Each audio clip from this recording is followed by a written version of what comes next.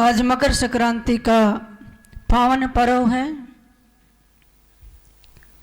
हम सूर्य के उपासक रहे हैं। हमारी हिंदू संस्कृति में यज्ञ के माध्यम से अग्निदेव का आभार व्यक्त किया जाता है। इस दिन सूर्य नारायण धनु राशि से मकर राशि में प्रवेश करते हैं और 6 महीने दक्षिणायन के बाद 6 महीने उत्तरायण के लिए आज से अपनी गति को बदलते हैं, क्योंकि भगवान के 2 रास्ते बताए हैं। गीता के 8वें अध्याय में भगवान फरमाते हैं, हे अर्जुन, एक ज्योति मार्ग है जिसको अग्नि मार्ग कहते हैं, दूसरा धूम मार्ग है जिसको रात्रि मार्ग कहते हैं। ज्योति मार्ग से जाने वाले की क्या गति होती है और धूम मार्ग से जाने वाले जीव आत्मा की क्या गति होती है। तो गीता के 8वें अध्याय में भगवान फरमाते हैं, अग्नि ही ज्योतिरः शुक्ल षण्मासा उत्तरायणम तत्र प्रयाता गच्छन्ति ब्रह्म ब्रह्मविदो जनाः। हे अर्जुन, जो अग्नि यानी ज्योति मार्ग से जाते हैं और उत्तरायण पक्ष में, तो उनकी जो गति है वो मुक्ति की प्राप्ति होती है, वो ब्रह्मवेता महापुरुष ब्रह्म को प्राप्त हो जाते हैं। जो धूम मार्ग से जाते हैं यानी दक्षिणायन से, धूमो रात्रि तथा कृष्ण षण्मासा दक्षिणायनम तत्र चंद्रमासम ज्योतिर्योगी प्राप्त निवर्तन्ते। हे अर्जुन, जो धूम मार्ग से दक्षिणायन रात्रि मार्ग से जाते हैं, ऐसे महापुरुष जिसको चंद्र मार्ग भी कहा है, पहले वाले को सूर्य मार्ग भी कहा है, वो अपने पुण्य भोगकर वापिस इस संसार के जन्म मरण के चक्कर में मृत्यु लोक में आते हैं। इसलिए जो ब्रह्मवेता महापुरुष थे उन्होंने उत्तरायण पक्ष को चुना। जैसे भीष्म पितामह जी थे, जब महाभारत का युद्ध हुआ, स्मरण करो उस घटना को, जब अर्जुन के बाणों से भीष्म पितामह जी का शरीर बिंद गया और बाणों की सैया पर लेटे हुए हैं। उस समय बहुत सारा रक्त उनके शरीर से बह गया। पांडव भी, बड़े बड़े योगी भी, ऋषि भी, क्योंकि बहुत बड़े ज्ञानी महापुरुष थे भीष्म पितामह, भगवान की उपासना करते थे, उनसे नीति वचन सुनने के लिए जाते थे। एक दिन भगवान कृष्ण भी, 5 पांडव, द्रौपदी गई, तो प्रश्नों के उत्तर बड़े चुन चुन के दे रहे हैं भीष्म पितामह, बाणों की सैया पर लेटे हुए हैं, 5 पांडव पास में खड़े हैं। अचानक बीच में द्रौपदी हंस पड़ती है।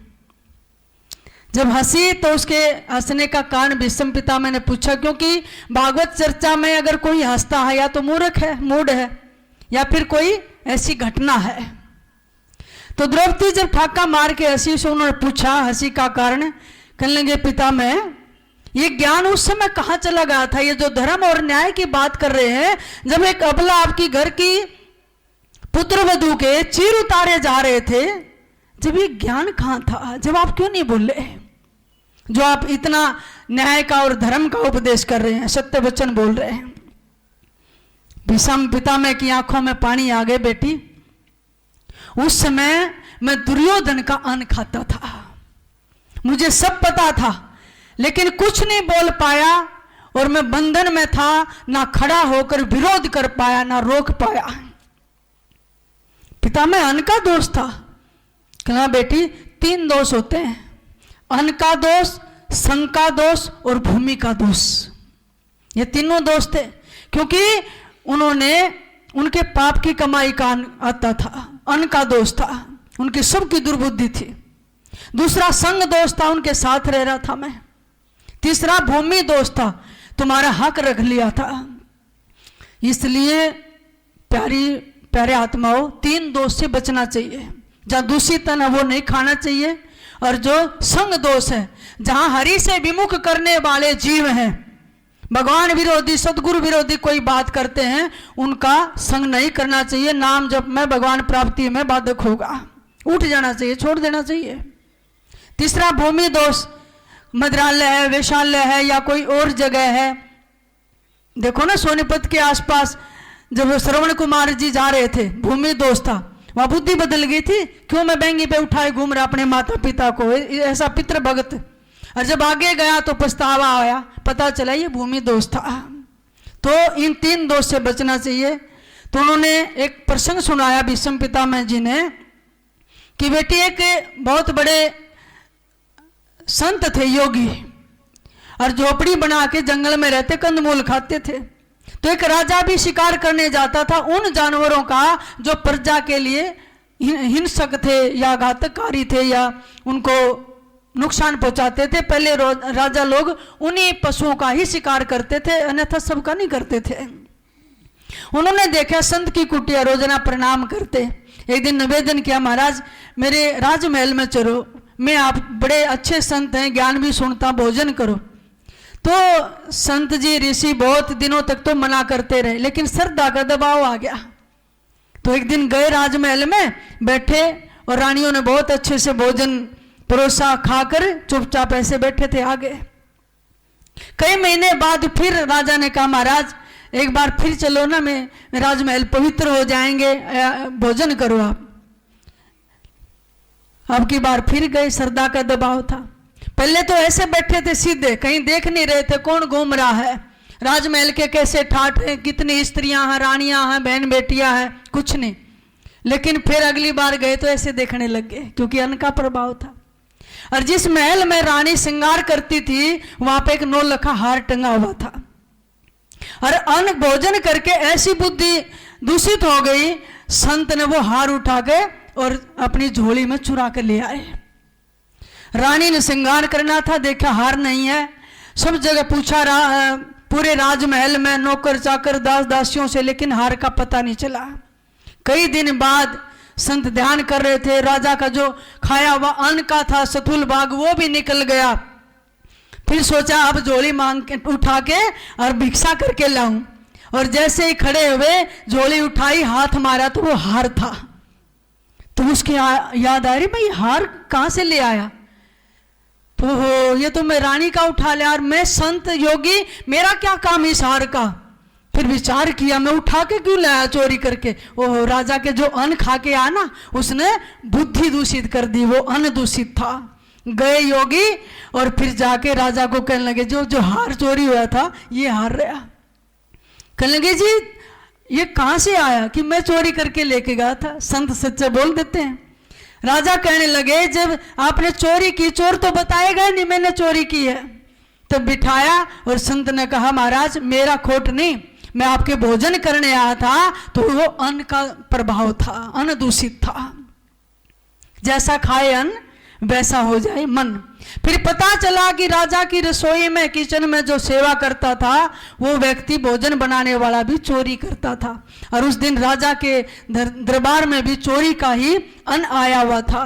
तब पता चला कि ये इतने बड़े एक साधक संत पे भी अन्न का कैसा प्रभाव पड़ता है। आप कभी भी ये मत सोचना कि चोरी झूल छट कपट करके हम धन इकट्ठा कर लें और उसमें से किसी संत को दान कर दें। आज थोड़ा सा खुले वचनों में आपको बताऊं, कभी मत करना। बड़े से बड़े संत की साधना खराब हो जाएगी, दूषित कर देगा। ऐसा कभी मत करना किसी साधक के साथ, किसी संत और भगत के साथ, कि छल कपट चोरी का दूषित अन्न उनको दान मत करना, पूरी साधना खराब हो जाएगी।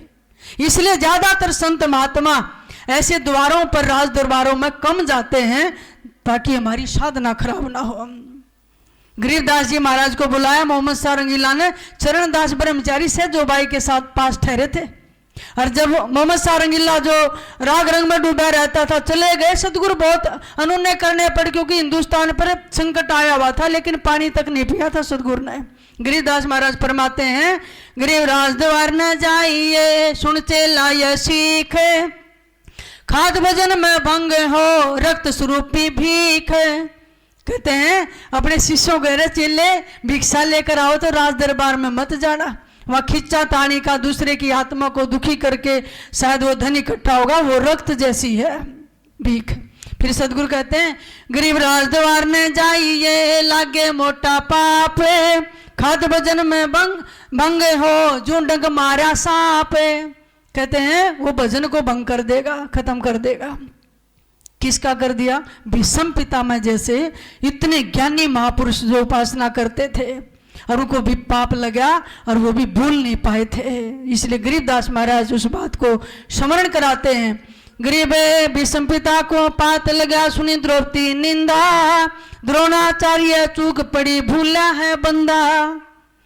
द्रोणाचार्य भी कौरवों का अन्न खाते थे और कर्ण भी बहुत नीतिवान थे, कर्ण वीर थे, योद्धा थे, लेकिन उनकी बुद्धि भी द्रोणाचार्य की वीर भीष्म की उनको पात लगा। सदगुरु कहते पात लगा। उन्होंने द्रौपदी की निंदा सुन ली और उनको नगन करते हुए देख लिया। इसलिए प्यारी आत्माओं, कहाँ पर दान करते समय सोचना चाहिए और कहाँ पर नहीं सोचना चाहिए।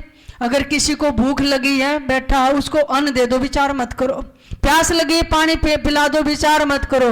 एक सर्दी से ठिठुर रहा है, उसको कपड़ा दे दो, वहां सोचने की जरूरत नहीं है। एक रोगी है बेचारा तड़प रहा है, उसको दवाई दे दो, यहाँ सोचने की जरूरत नहीं है। सोचने की जरूरत है, सोच समझ कर दान देना, विचार करना, अर्थ दान, कि जिसको मैं दे रहा हूं वो शराब तो नहीं पीता, मांस अंडा शराब तम्बाकू, घर में लड़ाई तो नहीं करेगा, एक कुमार्गी तो नहीं है। उस दान से फिर आपको भी पाप लग सकता है। तो संत महापुरुषों ने और हमारे शास्त्रों में उनका बताया कहाँ पर दान देना और कहाँ नहीं देना। जहाँ किसी का कल्याण होता हो, प्राण बचते हो।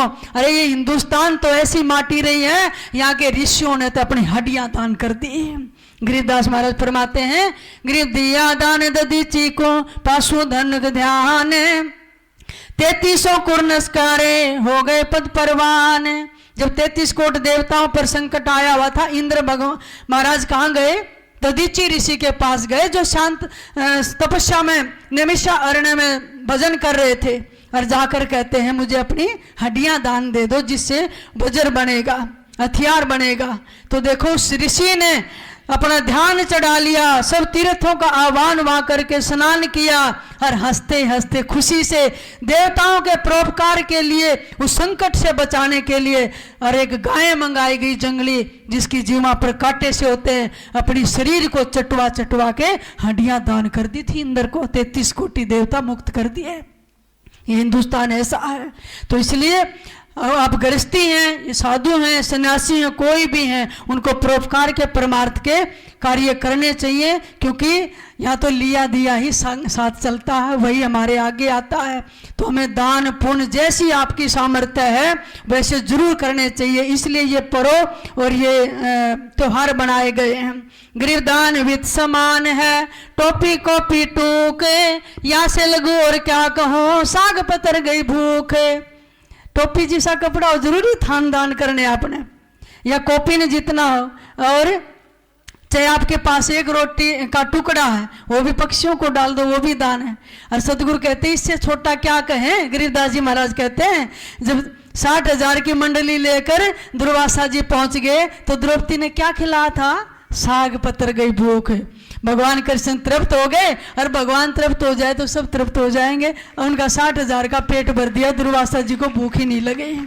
तो इतना बड़ा परोपकार का, दान धर्म का सद्गुरु ने फल बताया है। और सबसे बड़े दाता तो मुझे लगता है इस संसार में संत ही हैं, जो हमें ज्ञान का दान देते हैं। क्योंकि व्यक्ति के पास अगर ज्ञान है तो अपने आप ही समझदारी से चलेगा, अच्छे शुभ कर्म करेगा जो उसके आगे आएंगे।